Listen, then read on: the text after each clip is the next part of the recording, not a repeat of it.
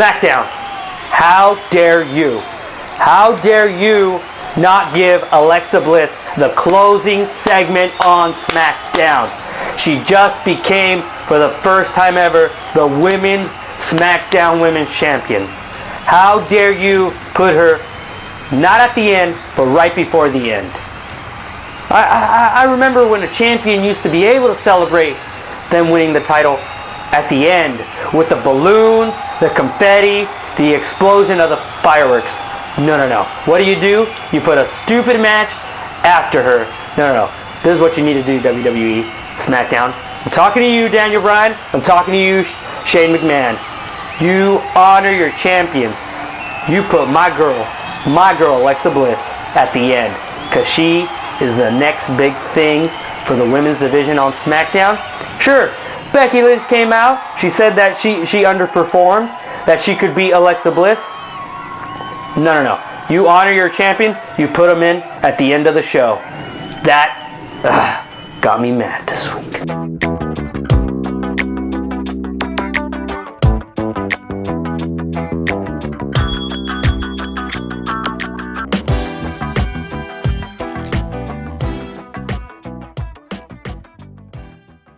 Welcome, Web Universe, to another exciting episode of Talking Promos. I'm AJ Saint. Joe the Icon here, and today we're going to break down this week's SmackDown, which, in my opinion, was a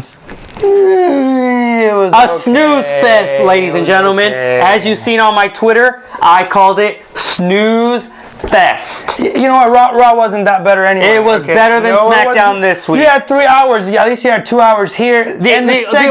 The only good, a little bit better. The only good thing of SmackDown is that 2 hours shorter time, quickly promos, and then you go straight to the matches. So, and this week it started off with the WWE Champion AJ Styles came out in a boot.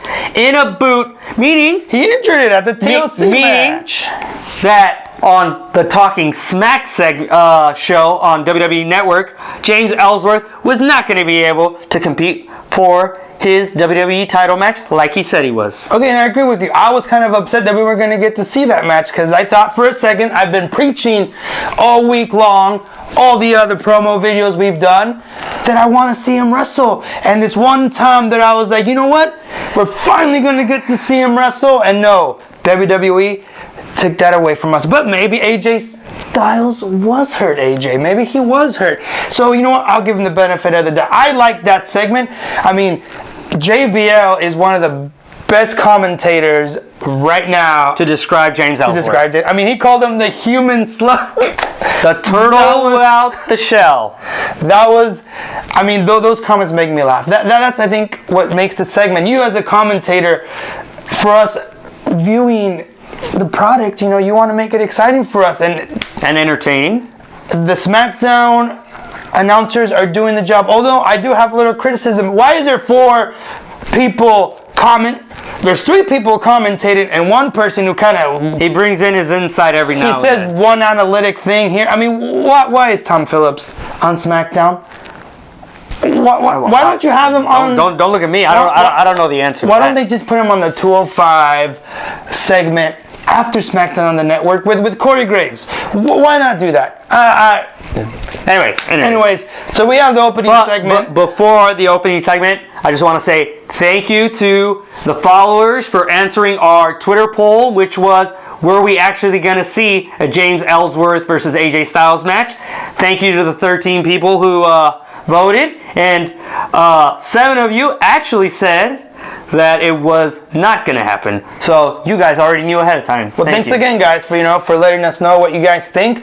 We definitely like to bring it into our show to the second spot of the night, which, like I said, you know, I thought this was a wasted opportunity again by WWE. I mean, Raw did it, now SmackDown is doing it. What the hell is going on? You have the rematch for the tag team titles, Beauty and the Beast versus RKO and Wyatt. I mean, don't get me wrong, it was a pretty decent match, but it happened too fast. There was 2 commercial breaks within that segment.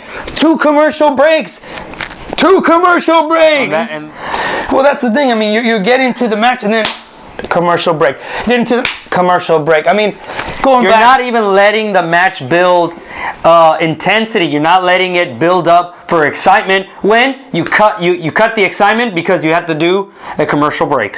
And I get it, that's how you make money, but come on, do the commercial break after. Why don't you have the first wrestling match, no commercials, In the entirety. and then you have a ton of commercials, because then I could get myself a sandwich, I could go to the bathroom, I could go get a soda, and then I could come back and enjoy more wrestling. Wasted opportunity, a rematch, wasted. I mean, then you get the finish, and I get The finish was good. I get what they're doing, AJ. The finish was good. You saw a little more team chemistry because you did. You had Bray Wyatt about to do his Sister Abigail to finish off Heath Slater, and instead he tags in Randy Orton. The Viper slithers in and he does the RKO and he pins him. So it was good. It was good team chemistry. Which for the people that are watching, thinking Randy Orton's gonna turn.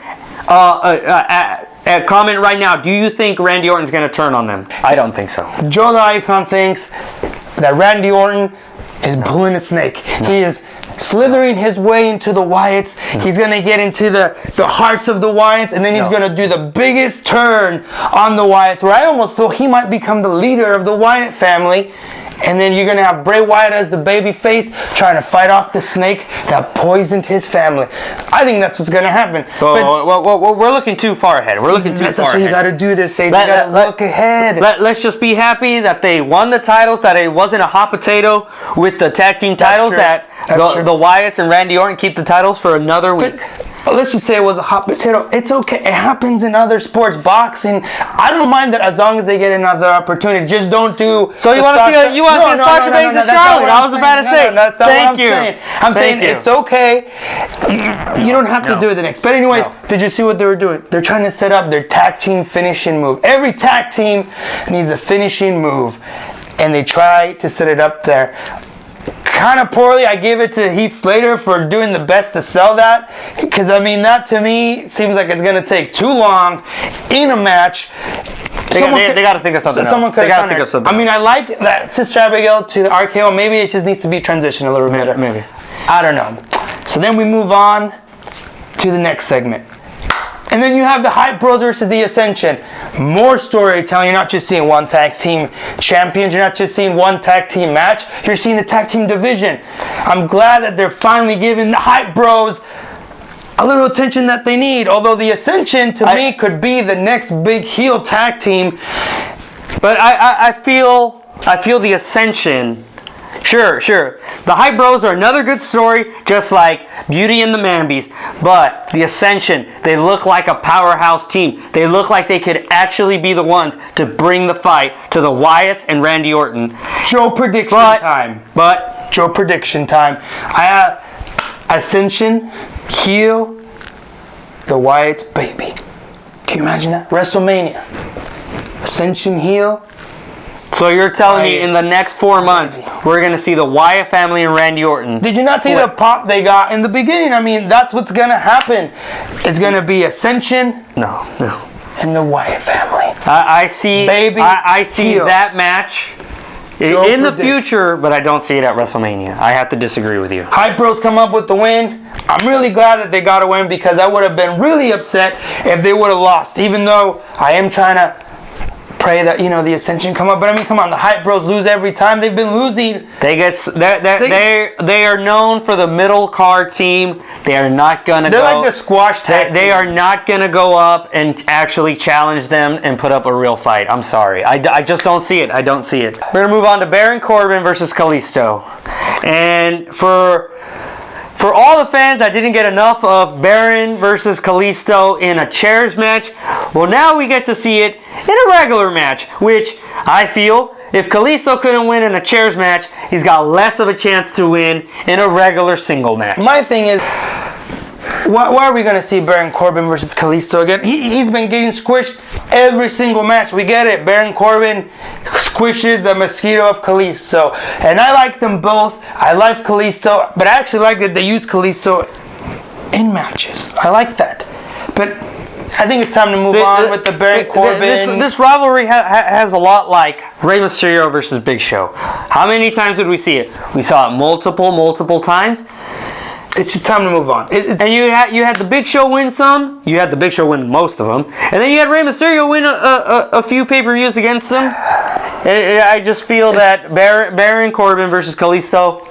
I just feel they're wasting Baron Corbin and Kalisto fighting against WWE. Let's just move on from this. Give us something else, SmackDown. Come on, Daniel Bryan. Put Baron Corbin in a let's just stop this rivalry. Put him against the Miz. Put him against. That would have been. Put him against the champion. You want to turn the Miz baby? You put him against Baron Corbin. No. You don't put. I know I'm not. But you could make it. Why can't you have heel versus heel? That's okay. But they don't like to operate. Who's the better heel? That would be a good match. That would. That would make the universe choose. One or the other. I'm tired of seeing the same matches. We've seen him get squished a million times. Move on. Now, instead of using your time wisely, SmackDown, what do? You give us a filler match. You have Chad Gable versus Tyler Breeze.